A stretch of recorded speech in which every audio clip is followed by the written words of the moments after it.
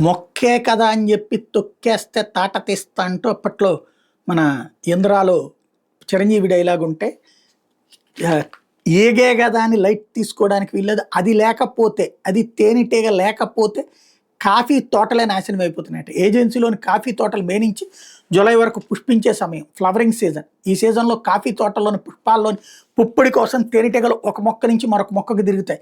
Coffee పుష్పాల్లో పరపరాగ సంపర్కం ద్వారా ఫలదీకరణాన్ని మెరుగుపరిచి గింజల దిగుబడిని పెంచేందుకు కీలక పాత్ర పోషిస్తాయి. తేనెటీగల సంఖ్య తగ్గిపోవడంతో ఫలదీకరణ నెమ్మదించి కాఫీ గింజల ఉత్పత్తి నాణ్యత తగ్గిపోతున్నట్టు నిపుణులు నిర్ధారించారు.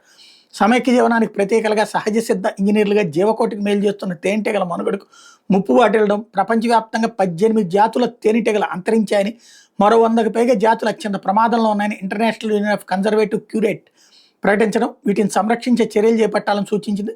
మన దేశంలో గత 10 ఏళ్లలో 13 జాతులు అంతరించిపోగా మరో 35 జాతులు ప్రమాదంలో ఉన్నట్టు గుర్తించారు.